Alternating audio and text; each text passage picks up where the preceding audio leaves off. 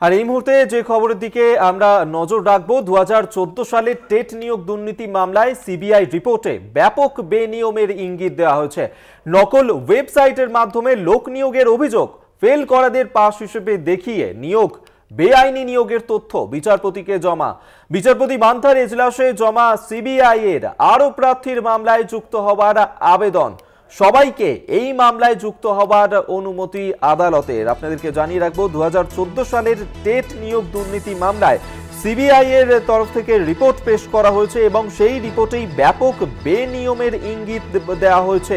নকল ওয়েবসাইট তৈরি করে বাইরের লোক নিয়োগ করা হয়েছে, ফেল করাদের পাস হিসেবে দেখিয়ে নিয়োগ করা হয়েছে।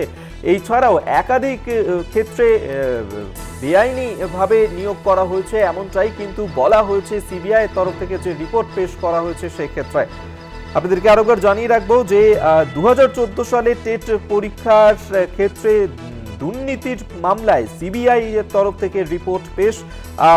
বিচারপতি মান্থার এজলাসে সেই রিপোর্ট তুলে দেয় সিবিআই এবং সেই রিপোর্টেই ব্যাপক বেনিয়মের ইঙ্গিত দেওয়া হয়েছে।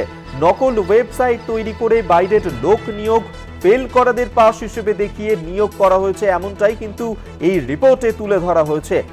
বিচারপতি মান্থার এজলাসে তুলে দিয়েছে সেই রিপোর্ট সিবিআই এর আধিকারিকরা।